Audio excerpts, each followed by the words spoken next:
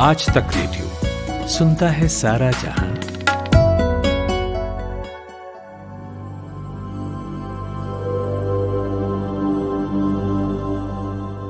WHO यानी world health organisation ने एक नया शब्द दिया आज की परिस्थितियों को देखते हुए, इन्फोडेमिक, यानी इंफॉर्मेशन की बहुतायत।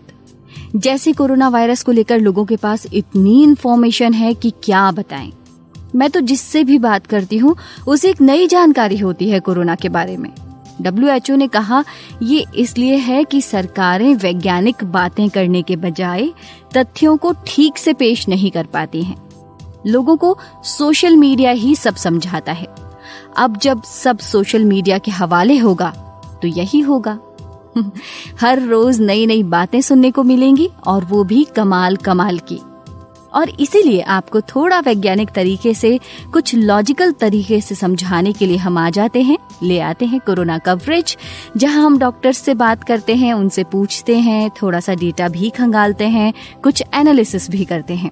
नमस्कार, मैं हूं माधुरी। पेश है आज तक रेडियो का ये खास पॉडकास्ट कोरोना कवरेज। आज हम बात करेंगे कि कुछ दिन पहले भारत ने कोरोना की जांच के नंबर्स में कमी की। वो क्यों की गई, इसका क्या कारण हो सकता है, इस पर बात करेंगे। दूसरी बात हम ये करेंगे कि टेस्ट की कई तकनीक दुनिया भर में खोजी जा रही हैं, विकसित की जा रही हैं। क्या वो कारगर साबित होंगी? और अनलॉक 5 की गाइडलाइंस भी आपको बताएंगे, एक कोरोना वॉरियर से आपको मिलवाएंगे। लेकिन उससे पहले अपडेट्स।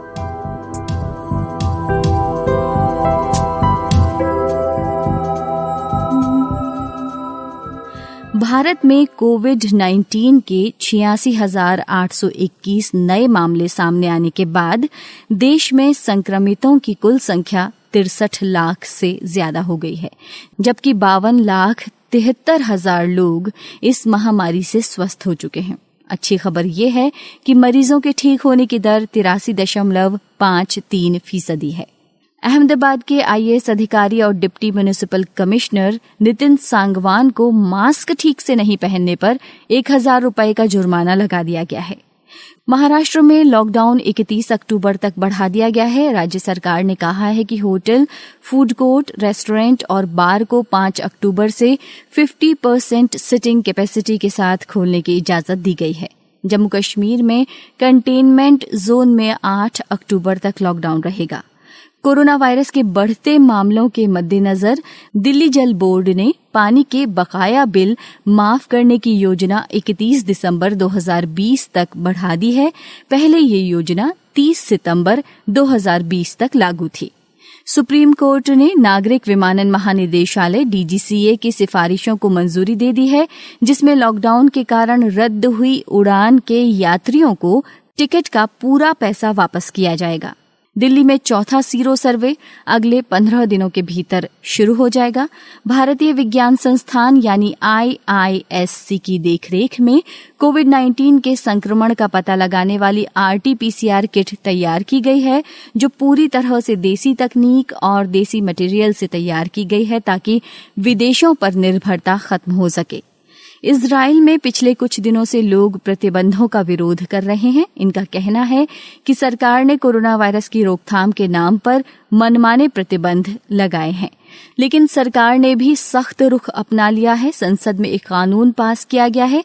इसके तहत अब विरोध प्रदर्शन गैर कानूनी होंगे और ऐसे लोगों को गिरफ्तार किया जा सकेगा। कनाडा में कोरोना वायरस के कारण ट्रैवल बैन 31 अक्टूबर तक बढ़ा दिया गया है। अमेरिका में एस्ट्राजेनेका वैक्सीन ट्रायल पर अभी भी रोक लगी हुई है। स्पेन के मैड्रिड में सख्त रेस्ट्रिक्शंस लगाए गए हैं। WHO के डायरेक्टर जनरल टेड्रोस एडहेनोम ने कहा है कि विश्व भर में कोरोना वायरस से वास्तव में हुई मौतों की संख्या 10 लाख से भी ज्यादा है।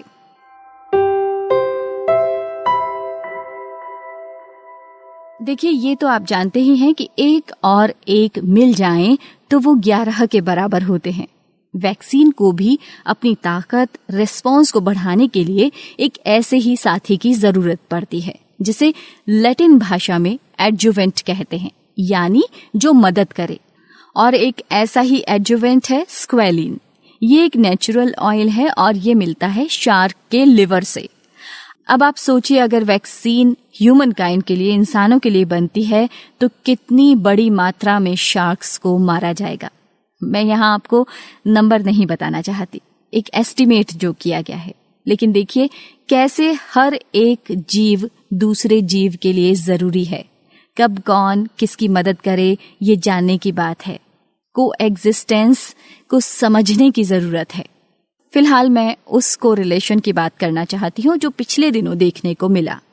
कई दिन से जो लोग अस्पताल से ठीक होकर लौटे हैं उनकी संख्या देश भर में ज्यादा आ रही है, बजाय के संक्रमित होने वालों के। हम इसे पॉजिटिव संकेत समझते, उससे पहले हमने नोटिस किया कि इस दौरान टेस्ट कम किए गए। इसे जानने को मैंने बात की इंडिया टुडे ग्रुप के डेटा एक्सपर्ट दीपू राय से और समझा कि क्या माजरा है।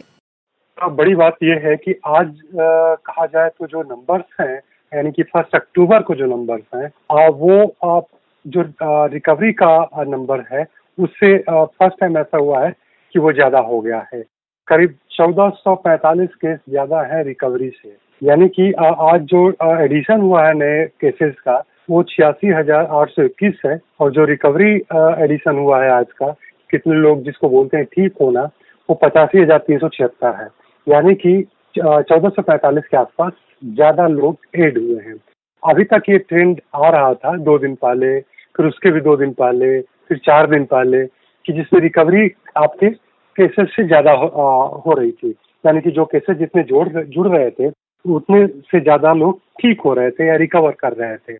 तो ये फ्लक्चुएशन क्यों हो रहा था? इसका एक रीजन ये था कि कुछ जगह तो हो सकता है कि लोग बेहतर हो रहे हैं और नए इन्फेक्शन कम हो रहे हों, लेकिन सबसे बड़ा जो रीजन था कि पिछले अगर हम कहें कि 12-13 सितंबर के बाद टेस्टिंग लगातार घटती चली गई है।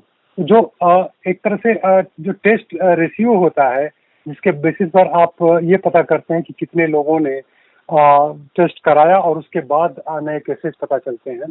तो खास तौर से उतना पीछे भी अगर आप न जाए तो जो पीक का टाइम रहा है वो 24 सितंबर रहा है। तकरीबन एक हफ्ता आप मान सकती हैं, क्योंकि आज मैंने अक्टूबर को अगर काउंट करें उसको तो, और उस समय करीब 14,92,000 टेस्ट हुए थे 24 सितंबर को। और अगर बीच में आप देखें 27 सितंबर को तो केवल आपका 7,09,394 केस हुए थे। तो कहाँ आपका केस था 14 और कहाँ 7, लगभग आधा। आप अंदाजा लगा लीजिए कि टेस्टिंग कितनी कम हो गई बीच में। और उसके बाद फिर पिछले 2-3 दिन से थोड़े से टेस्ट बढ़े हैं, 11 लाख के आसपास टेस्ट हुए हैं, और उसके बाद फिर 10 लाख फिर घटने लगा है।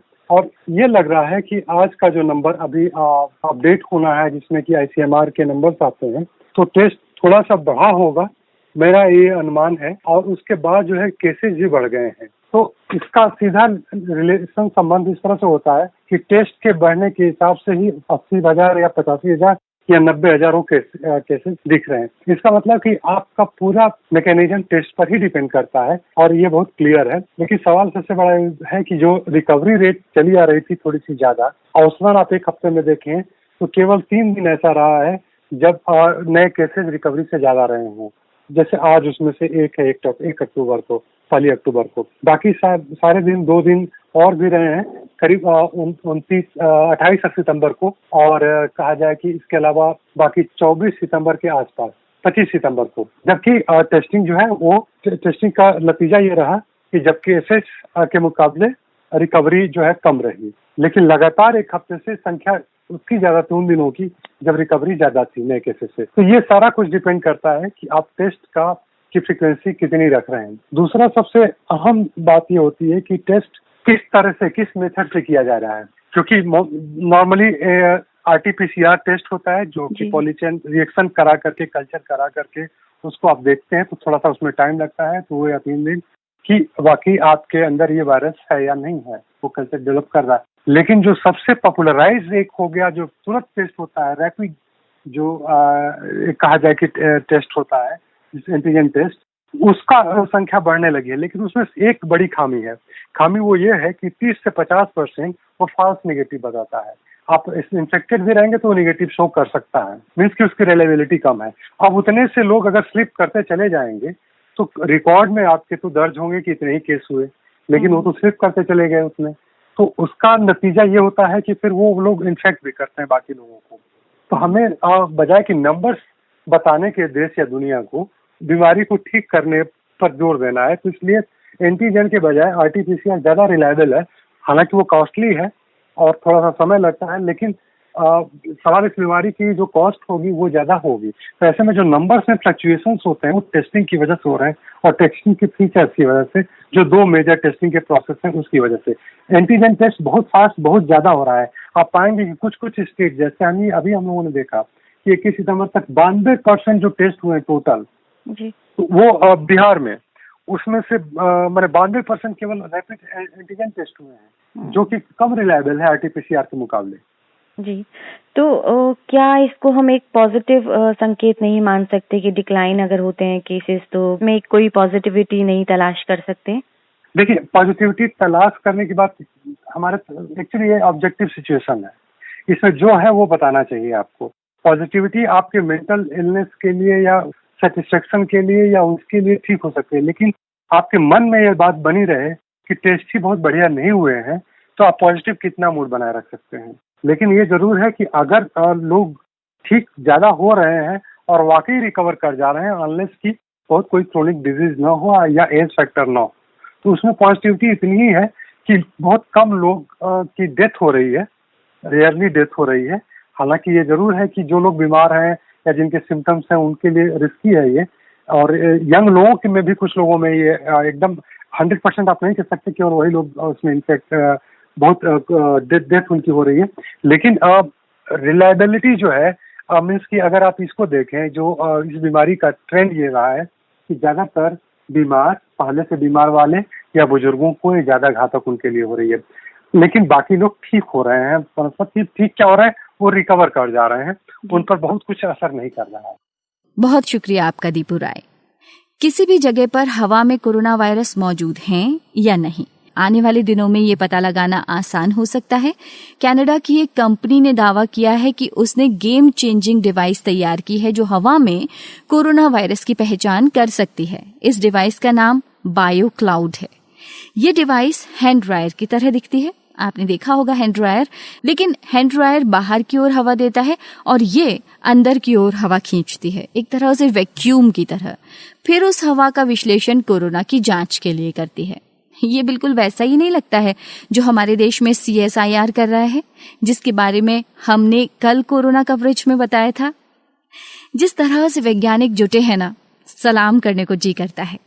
यहाँ तक कि कोरोना की जांच के लिए भी नए नए तरीके सामने आ रहे हैं। कनाडा में बच्चों का ध्यान रखते हुए गरारे कराकर उस पानी का टेस्ट किया जाएगा, एक ऐसी तकनीक विकसित करी है। जापान ने एक सलाइवा टेस्ट की बात की है, लेकिन आखिर कितने सफल हो सकते हैं ये टेस्ट, ये हमने पूछा जाने माने एपिडेमियोलॉजिस्ट डॉक्टर चंद्रकांत लहरिया से। जी डॉक्टर साहब। कोविड-19 की प्रक्रिया में टेस्टिंग की एक महत्वपूर्ण भूमिका है। हम जानते हैं कि इसकी जो 3 समाधान हैं उसमें टेस्ट, ट्रेस एंड ट्रीट। ज़्यादा से ज़्यादा लोगों का टेस्ट किया जाए, जो पॉजिटिव आते हैं उनके संपर्क को ढूंढ निकाला जाए और जो लोग बीमार हैं उनका इलाज किया जाए। बल्कि एक समय विश्व स्वास्थ्य संगठन ने कहा था कि कोविड-19 से लड़ने के लिए test should be the strategy. The role of testing cannot be exaggerated, cannot be defined anymore. इसकी एक महत्वपूर्ण भूमिका है, लेकिन अभी तक जो टेस्ट उपलब्ध हैं वो 2 तरह के टेस्ट हैं। एक तो वायरल टेस्ट या एंटीजन टेस्ट जो हम नेजल स्वाब लेके करते हैं, और दूसरा टेस्ट है एंटीबॉडी टेस्ट। वायरल टेस्ट बताता है कि अभी वो व्यक्ति प्रभावित है या नहीं, और वो करंट इन्फेक्शन को दिखाता है। एंटीबॉडी टेस्ट जो पूर्व इन्फेक्शन हो चुके हैं, लोग ठीक हो चुके हैं, उनको दिखाता है। तो हमें कोविड-19 से लड़ने के लिए एंटीजन टेस्ट या वायरल टेस्ट की जरूरत होती है। फिलहाल उपलब्ध 2 तरह के वायरल टेस्ट हैं, एक तो RT-PCR और दूसरा रैपिड एंटीजन टेस्ट। RT-PCR के लिए व्यक्ति की नाक और मुंह से सैंपल कलेक्ट करना होता है। इसके लिए एक ट्रेन स्वास्थ्य कार्यकर्ता की जरूरत होती है। दूसरी बात है कि ये टेस्ट महंगा भी है, और तीसरी बात RT-PCR टेस्ट के लिए टाइम लगता है। रिपोर्ट 1 से 2 दिन में आती है। चुनौतियों के चलते हम इस टेस्ट को बहुत बड़े स्तर तक नहीं बढ़ा सकते हैं, संख्या बढ़ती रहती है, लेकिन वक्त जाता है, महंगा होने से लोग टेस्ट नहीं कराते हैं और असुविधा होती है। नाक में अगर किसी व्यक्ति के स्वाब डाला जाता है तो उसको असुविधा होती है। तो इसके चलते काफी समय से वैज्ञानिक और रिसर्चर ढूंढ रहे थे कि कोई आसान सा तरीका मिले, और इसके चलते अभी कुछ सलाइवा टेस्ट जो जापान से आया है और माउथ गार्गल और mouth rinse test from Canada से निकला है, इनके निश्चित रूप से काफी फायदे होंगे। एक तो सलाइवा टेस्ट का फायदा होगा कि इसके लिए स्वास्थ्यकर्ता जो ट्रेंड हो उसकी उपस्थिति की जरूरत नहीं है। सलाइवा टेस्ट में तो व्यक्ति सलाइवा देगा और उसको टेस्ट किया जा सकता है और उसका रिजल्ट आ जाएगा। माउथ गार्गल टेस्ट में खासतौर से बच्चों के लिए महत्वपूर्ण भूमिका होगी। बच्चे मुंह में सलाइन बॉटल लेंगे और 30 सेकंड मुंह में रिंस करने के बाद उसको टेस्ट किया जा सकता है। इन सब के फायदे होंगे, एक तो ये लो कॉस्ट है, दूसरा ट्रेंड कार्यकर्ता की जरूरत नहीं होगी, और तीसरा स्वास्थ्य कार्यकर्ता को रिस्क भी नहीं है, और चौथी बात इन सब के नतीजे बहुत तेजी से आएंगे। तो निश्चित रूप से अगर सलाइवा टेस्ट और माउथ रिंस टेस्ट आते हैं तो इससे टेस्टिंग की प्रक्रिया काफी तेजी से बढ़ जाएगी और रिजल्ट के नतीजे जल्दी आएंगे। लेकिन क्या इस पर भरोसा किया जा सकता है ऐसे टेस्ट पर? क्योंकि तो इनमें से सलाइवा टेस्ट का नतीजे जो 2000 लोगों पर जापान में इस पर रिसर्च की गई थी, उससे पता चला है कि इसकी दोनों सलाइवा टेस्ट की सेंसिटिविटी कि जितने पॉजिटिव उनमें से कितने पहचानते हैं, और स्पेसिफिसिटी जो नेगेटिव नहीं है उनको पहचानते हैं कि नहीं, बिल्कुल आरटीपीसीआर के बराबर देखी गई है। तो हम उतना ही भरोसा कर सकते हैं जितना आरटीपीसीआर पर भरोसा कर सकते हैं। तो यह एक अच्छी बात है। माउथ रिंस और गार्गल टेस्ट पर अभी और खोज चल रही है और इसके नतीजे नहीं पब्लिश हुए हैं। लेकिन मैं यहाँ पर एक बात और कहना चाहूंगा कि इन दो टेस्ट के अलावा भी एबॉट कंपनी और एसडी बायोसेंसर कंपनी ने रैपिड एंटीजन टेस्ट डेवलप किए हैं, जिनकी कीमत काफी कम है, $5 से कम पर ये उपलब्ध कराए जाएंगे, और उनके उपलब्ध होने पर भी टेस्टिंग की संख्या बढ़ेगी और उनकी सेंसिटिविटी और स्पेसिफिसिटी आरटीपीसीआर के बराबर है। मुख्य बात यहाँ पर यह है कि अभी जो उपलब्ध टेस्ट हैं वो महंगे हैं, समय लगाते हैं, ट्रेन स्वास्थ्यकर्ताओं की जरूरत है। इनसे काफी समस्या आती है कि इन टेस्ट को बढ़ाया जा सके। अभी काफी सारे rapid antigen test, saliva test and mouth gargle test आने पर जो लगभग उतने ही प्रभावकारी और यूजफुल हैं, टेस्टिंग को काफी तेजी से बढ़ाया जा सकता है और जिससे नए केस पकड़े जा सकते हैं और कोविड-19 की रोकथाम की जा सकती है। जी डॉक्टर साहब, कुछ लोग एसिम्प्टोमेटिक होते हैं, उनके कोई लक्षण नजर नहीं आते और टेस्ट कराते हैं तो भी नेगेटिव आता है, और लेकिन अंदर उनके कोरोना मौजूद होता है, तो क्या इसके लिए कोई टेस्ट नहीं हो सकता कि हम एसिम्प्टोमेटिक लोगों को भी पहचान सकें? जब इस तरह के नए टेस्ट उपलब्ध होने लगेंगे तो असिम्प्टोमेटिक लोगों को भी टेस्टिंग का मौका मिल सकता है। सबसे महत्वपूर्ण बात है कि अभी जब हमारे पास साधन एक लिमिटेड मात्रा में आरटीपीसीआर कुछ ही लोगों को ऑफर किया जा सकता है, तो जिन लोगों को टेस्टिंग का ऑफर दिया जाता है वो सिर्फ मुख्य रूप से जिनको लक्षण आ रहे हैं या जो किसी के संपर्क में आए हैं, और वो ही पहचाने जाते हैं। एसिम्प्टोमेटिक व्यक्ति का अगर टेस्ट कराया जाए और अगर उसमें इन्फेक्शन है तो वो भी निकल आएगा, लेकिन फिलहाल उन लोगों को टेस्ट के लिए नहीं बुलाया जाता और या लोगों के ऊपर छोड़ दिया गया है। लेकिन अगर जब नए तरह के टेस्ट आएंगे जो जल्दी नतीजा देंगे तो एसिम्प्टोमेटिक काफी जन आबादी को टेस्ट ऑफर किया जा सकता है और उनको भी पहले पहचाना जा सकता है और इस तरह से कोरोना की रोकथाम हो सकती है। किसको टेस्ट किया जाए इस चीज पर निर्भर करता है कि हमारे पास कितने साधन हैं। अभी फिलहाल आरटीपीसीआर कम मात्रा में उपलब्ध है, कम टेस्ट किए जा सकते हैं, इसलिए प्राथमिकता दी जाती है सिम्प्टोमेटिक और कॉन्टैक्ट्स एटसेट्रा। तो निश्चित रूप से नए प्रकार के टेस्ट आने पर असिम्प्टोमेटिक और आम आबादी को टेस्टिंग करने का मौका मिलेगा और उस तरह के लोगों को पहचाना जा सकेगा, जिससे कोविड-19 की रोकथाम में मदद मिलेगी। आपका बहुत शुक्रिया डॉक्टर साहब। कमाते हैं लेकिन बचा नहीं पाते, बचाते हैं तो उससे कमा नहीं पाते। शेयर की चाल, निवेश का हाल, बाजार का तमाशा, इकोनॉमी की भाषा, बॉन्ड, बीमा, सोना, चांदी सबकी होती है बात, बचाते रहो नारे के साथ। हर शनिवार मैं यानी नितिन ठाकुर आपकी मुलाकात कराऊंगा आपके मनी मैनेजर से। अब आपको मिलवाते हैं एक ऐसे शख्स से जो न सिर्फ वॉरियर हैं बल्कि सर्वाइवर भी हैं। कुणाल सूर्यवंशी इनका नाम है। दिल्ली में रहते हैं।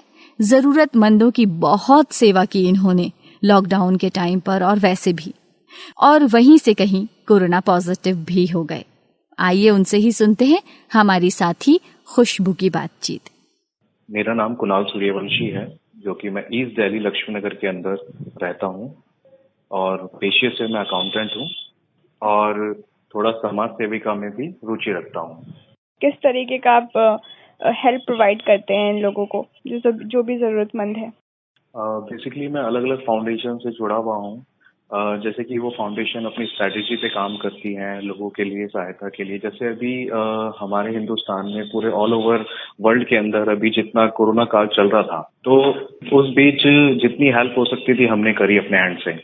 बेसिकली 3 मंथ्स का हमारे पास टाइम था, तो उसमें क्या हुआ, जैसे कि काफी एक लोगों के अंदर डर, एक फोबिया टाइप बैठ चुका था, जिसमें कि हम अगर बाहर निकलते तो हमें भी वो चीज कैप्चर कर लेगी, अपने अंदर ले लेगी, हमें भी कोरोना हो जाएगा। तो काफी डर का माहौल था। तो मैंने अपने माइंड के अंदर ये सेटलमेंट किया कि जैसे कि मुझसे भी डबल एज के पर्सन हेल्प कर रहे हैं लोगों की, तो इसमें क्या हुआ, मैंने अपनी स्ट्रैटेजी बनाई कि मैं अपने घर से निकलूंगा, किस तरीके से प्रिकॉशन मुझे लेने होंगे। प्रिकॉशन के साथ ही मैं बाहर गया सैनिटाइजेशन के साथ, और ग्लव्स वगैरह पूरी प्रॉपर एक प्रिकॉशन जिसमें ले सकते हैं हम लोग, वो मैंने पूरा लिया। तो जो जरूरतमंद है तो आप उनको क्या फैसिलिटीज प्रोवाइड करते हैं? बेसिकली जैसे लोगों की बेसिक नीड इसमें बहुत ज्यादा थी। जैसे कि किसी को राशन प्रोवाइड कराना, किसी के घर में अगर राशन की इशू आ रहा है, तो उसमें क्या होता है, हमारे पर्सनल नंबर्स भी होते हैं, हमारे पर्सनल नॉन भी ऐसे होते हैं जिनको हमने राशन डिलीवर करवाया था जी। और जैसे किसी के यहाँ से कंप्लेंट आ रही है, सर हमारे यहाँ पर सैनिटाइजेशन वर्क नहीं हुआ है, तो हम यहाँ पे दिल्ली नगर निगम के साथ भी हम जुड़े हुए हैं, तो हम उनको कॉल फॉरवर्ड करते थे। मैं भी उनके साथ वहाँ पे जाया करता था। बेसिकली जो कोविड पॉजिटिव लोग हुआ करते थे, उनके घर के बाहर भी और घर के अंदर तक भी हमने अपना सैनिटाइजेशन किया। तो उस वक्त किस तरीके का प्रिकॉशंस आप लेते थे? अपनी सेफ्टी कैसे इंश्योर करते थे? बेसिकली मैं प्रॉपर एक मास्क को पहनता था, और मेरे हाथ में हमेशा ग्लव्स हुआ करते थे, क्योंकि उस टाइम मैंने आपको कहा कि एक फोबिया चल रहा था, तो बहुत ही ज्यादा मन के अंदर एक डर था। लेकिन उस डर को बैठाने के लिए हम आसपास के लोग, अपने दोस्तों से और जो भी मेरे वेल विशर्स हैं, उन सबसे इंस्पायर्ड होके हम लोगों ने अपना आगे काम किया। तो हमेशा हम कुछ भी काम करते थे तो प्रॉपर सैनिटाइजेशन करना, और खुद के जैसे कि हम वापस घर पे आते थे, घर पे आने के बाद हमने क्लोथ्स को दोबारा मतलब वॉश करने के लिए डाल दिया, मतलब नहाने के लिए चले गए, देन उसके बाद ही हम फैमिली के अंदर बैठा करते थे जी। तो इस बीच आपको कोविड भी हो गया था, है ना? तो हाँ आपको किस वक्त पता चला कि हाँ ऐसे सिम्टम्स हैं तो मुझे कोविड टेस्ट कराना चाहिए? और जो आइसोलेशन में आप थे, होम क्वारंटाइन थे, तो उसका एक्सपीरियंस कैसा था? कैसे डील कर रहे थे वो अकेलेपन को? बेसिकली ज्यादा दिन पहले की बात नहीं है। रिसेंटली 10th of September को मुझे सिम्टम्स फील हुआ, मुझे चेस्ट में पेन हुआ और मुझे गले में इशू हुआ। तो क्या हुआ, फिर मैंने 11th of September को मुझे फीवर आया सुबह मॉर्निंग में, अर्ली मॉर्निंग 4 o'clock। तो मुझे बॉडी पेन हुआ, फील हुआ, और एक मन के अंदर था कि मुझे लग नहीं रहा कि कहीं कोरोना ना हो जाए। तो उस बीच में देखते हुए मैंने अपनी मदर को बोला, मम्मी मुझे ऐसा ऐसा फील हो रहा है, मैं अपने टेरेस के रूम पे जा रहा हूँ, अपने आप को अलग कर रहा हूँ अभी से, तो आप प्लीज थोड़ा सा अलर्ट हो जाएं। तो फिर मैंने अपने आप को टेरेस के रूम पे अपने आप को आइसोलेशन के लिए कर लिया है। और ठीक मैं 8 से 9 बजे के बीच में अपनी लोकल डिस्पेंसरी थी, बेसिकली जितनी जल्दी में हो सकता था मुझे ठीक लगा लोकल डिस्पेंसरी जाना। दिल्ली गवर्नमेंट की डिस्पेंसरीज होती है, तो उसमें मैं जाके मैंने अपना कोरोना टेस्ट करवाया जाके, जिसकी रिपोर्ट मुझे विद इन 15 से 20 मिनट्स के अंदर मुझे मिल गई, और उसका जो परिणाम आया था वो पॉजिटिव आया था। तो उसके बाद का क्या प्रोसीजर था? आइसोलेशन में दवाई वगैरह क्या दी गई थी आपको? कुछ खाने के लिए, इम्यूनिटी बूस्ट करने के लिए वगैरह कुछ दी गई थी दवाइयाँ? हाँ जी बिल्कुल। उसके लिए बेसिकली थोड़ा सा तो मैं शॉक्ड रह गया कि मेरे साथ ये सब चीजें हुई हैं। लेकिन फिर उसके बाद मैंने अपने आप को संभाला, और मैं टूटा नहीं। उस दिन तो खासकर मैं नहीं टूटा बिल्कुल भी, मैं ठीक महसूस कर रहा था, ज्यादा कुछ नहीं था। इसमें क्या था कि डिस्पेंसरी से कुछ मेडिसिन भी मेरे को प्रोवाइड कराई गई दिल्ली गवर्नमेंट की तरफ से, जिसमें कि मेरे पास पल्स ऑक्सीमीटर था, पैरासीटामोल थी, मल्टीविटामिन और विटामिन सी और कफ सिरप था। और जनरली मेरे घर पे भी हमेशा दवाइयाँ रहती हैं, जिसको मैं इंटेक कर लेता हूँ अगर मेरे को कभी भी कुछ ऐसा फील हो रहा हो तो। कुणाल, इस बीच स्ट्रेस तो जरूर हुआ होगा, इतना सारा अप डाउन और उधर अपना काम भी करना, फिर उन लोगों को प्रोवाइड भी कराना हेल्प, तो क्या डीलिंग मैकेनिज्म रहा है आपका स्ट्रेस को डील करने का? हाँ, मेरे पास स्ट्रेस रहा है, काफी ज्यादा रहा है। उसके लिए मैंने अपने आप को समझाया। मैंने जैसे कि कोई पर्सन अगर ऑफिस जाता है या कहीं भी घर से बाहर ज्यादा टाइम रहता है और वो एकदम से कहीं अपने आप को ब्लॉक कर ले, अपने आप को रोक दे, स्थित हो जाए, तो उसके लिए बहुत ही ज्यादा स्ट्रेसफुल मामला रहता है। तो मैंने अपने आप को समझाया, मैंने अपने टाइम के शेड्यूल को ठीक किया और अच्छे से किया। अर्ली मॉर्निंग में 5 से 6 बजे के बीच उठ जाता था और अपना फ्रेश होने के बाद अपना मेडिटेशन, सूर्य नमस्कार, तो ये सब मैं किया करता था। उसके बाद अब मेरी दिनचर्या शुरू हुआ करती थी। आपको बहुत बहुत शुभकामनाएं कुणाल, आज तक रेडियो की पूरी टीम की ओर से। देखिए, इससे पहले कि वक्त हमको 24 घंटों के लिए लॉक कर दे, सीधे कल आपसे मुलाकात हो, आपको बता देते हैं हम कि इस बार अनलॉक की प्रक्रिया में क्या क्या खुलने जा रहा है, कहाँ कहाँ वही पुराने वाले लॉकडाउन के नियम जारी रहेंगे। प्रतीक आपको तफसील से बता रहे हैं अनलॉक 5 के बिंदु। कई लोग सिनेमा हॉल और स्कूल कॉलेज के खुल जाने का इंतज़ार कर रहे थे और अब इसी बीच अनलॉक 5 को लेकर दिशा निर्देश जारी कर दिए गए हैं। आने वाले त्योहारों को देखते हुए सरकार ने अनलॉक 5 में छूट बढ़ा दी है। इसके तहत सरकार ने 50% क्षमता के साथ cinema hall, entertainment park, swimming pool को 15 अक्टूबर से खोलने की अनुमति दे दी है। गृह मंत्रालय के दिशा निर्देशों के अनुसार स्कूलों और कोचिंग संस्थानों को खोलने को लेकर 15 अक्टूबर के बाद राज्य सरकारें अपने हिसाब से फैसला कर सकेंगी। हालांकि इस दौरान माता पिता की सहमति की जरूरत भी होगी। अक्टूबर से नवंबर तक होने वाले भारतीय त्यौहार जैसे कि नवरात्रि, दशहरा, दीपावली के लिए केंद्र सरकार ने एसओपी में इस बात का खास ध्यान रखा है कि लोग कोरोना संक्रमण से बचाव के उपायों के साथ त्योहारों को भी हर्षोल्लास से मना सके। चलिए अब जानते हैं कि अनलॉक 5 से जुड़ी अहम बातें क्या क्या है। तो अनलॉक 5 में केंद्र सरकार ने कंटेनमेंट जोन में जारी सख्त लॉकडाउन 31 अक्टूबर तक बढ़ा दिया है। उच्च शिक्षा संस्थानों में केवल पीएचडी और विज्ञान और प्रौद्योगिकी स्ट्रीम में स्नातकोत्तर छात्रों के लिए प्रयोगशाला और प्रयोगात्मक कार्यों की अनुमति होगी, जिन्हें 15 अक्टूबर से खोलने की इजाज़त दी गई है। केंद्र की ओर से कहा गया है कि ऑनलाइन और दुरुस्त शिक्षा अब भी ऑप्शनल बना रहेगा।